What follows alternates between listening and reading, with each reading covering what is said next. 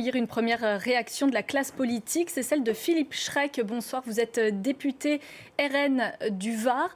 Quel signal vous adresse ce nouveau gouvernement qui n'est pas encore officiel, mais tout de même, il semblerait qu'on se dirige vers un Bruno Retailleau à l'intérieur, un Didier Migaud à la justice. Comment vous réagissez face à ces noms ?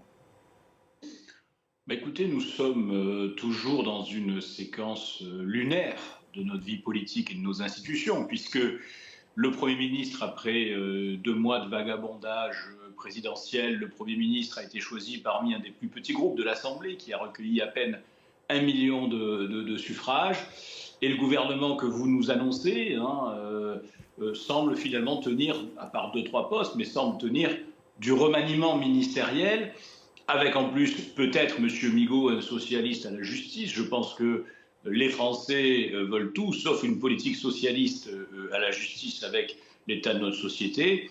Donc c'est effectivement un petit peu lunaire, et je pense qu'on se dirige dans la continuité des politiques qui ont été sanctionnées par les Français. Mais qu'est-ce que vous auriez souhaité? Parce que vous auriez souhaité participer à ce gouvernement?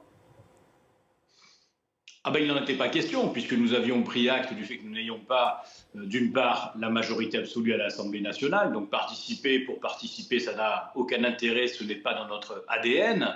Et par ailleurs, on nous a signifié d'ores et déjà et dès l'origine que nous n'étions pas invités dans la table des négociations, des discussions, ou dans la table des coalitions républicaines. Donc partant de là, c'est un vœu pieux, c'est impossible. Bruno Retailleau à l'intérieur, c'est tout de même un signal, c'est une barre à droite tout de même, notamment pour les sujets d'immigration. Je pense que par rapport à son prédécesseur, M. Darmanin, c'est blanc bonnet et bonnet blanc. C'est les mêmes, ils ont la même origine politique, la même filiation politique, globalement les mêmes idées, les mêmes échecs. Vraiment, Retailleau va marcher dans les pas de M. Darmanin. Et puis encore une fois, l'intérieur sans la justice, si les deux jambes ne marchent pas ensemble, eh bien l'État ne marchera pas. Mais votre souhait était exaucé, vous ne vouliez pas que Dupond-Moretti reste à la justice. Vous avez été entendu sur cette question tout de même. Oui, bien sûr. C'était la moindre des choses. Nous ne pouvions pas conserver le ministre de l'inexécution des peines.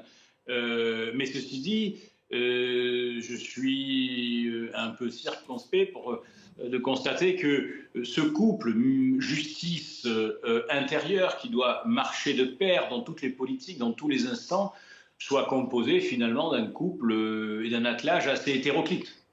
Le Rassemblement national avait dit que Michel Barnier serait sous surveillance. Vous attendez son discours de politique générale, mais est-ce que là déjà ce gouvernement vous donne un peu une indication? Est-il toujours sous surveillance, sous contrainte, sous l'épée de Damoclès, on va dire, du Rassemblement national? Oui, vous avez raison. Il demeure sur surveillance. Parce que, indépendamment des femmes et des hommes désignés, ce qui compte, c'est les politiques, c'est le programme qui va être suivi, qui va être développé. Et ce qui compte, c'est est-ce que ce programme annoncé va être développé, parce que c'est encore une autre chose. Du sentiment à regarder et à entendre les noms qui, encore une fois, ne sont pas définitifs. C'est des choses qui semblent fuiter, même si les sources sont très sérieuses.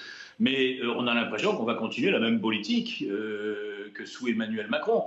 Donc c'est peut-être M. Barnier est peut-être sous surveillance du Rassemblement national, c'est vrai en raison du nombre de députés que nous avons, mais il est surtout sous tutelle de M. Macron. Qu'est-ce que vous avez aujourd'hui comme grand thème où vous allez être particulièrement vigilant? On a beaucoup parlé de la fiscalité ces derniers jours. Ça a soulevé l'inquiétude de nombreux Français et d'une partie de la classe politique. C'est une question, vous allez avoir le gouvernement à l'œil sur ce sujet? Bien oui, parce que les lois budgétaires doivent être abordées par l'Assemblée nationale. Nous avons pris beaucoup de retard. Comme vous le savez, nous sommes le pays où le taux de prélèvement est le plus élevé du monde. Il n'est pas concevable que les classes moyennes payent encore plus au motif qu'elles sont les plus nombreuses. Donc c'est le premier point. Le deuxième point, bien entendu, c'est l'immigration et la sécurité. Est-ce qu'à l'instar d'autres pays européens, le déclic va se rendre compte dans les actes et dans les politiques? Et enfin, nous restons attentifs au pouvoir d'achat, parce qu'il ne faut pas oublier que si l'inflation baisse, les prix continuent à augmenter, même si c'est un rythme, et fort heureusement, moins soutenu, notamment en termes d'énergie. Donc ce sera effectivement nos trois axes d'attention, parce que c'est la volonté de nos électeurs, notamment. Merci Philippe Schrek d'avoir donné votre réaction sur l'antenne de France 24. Merci. On va poursuivre avec l'actualité au Liban.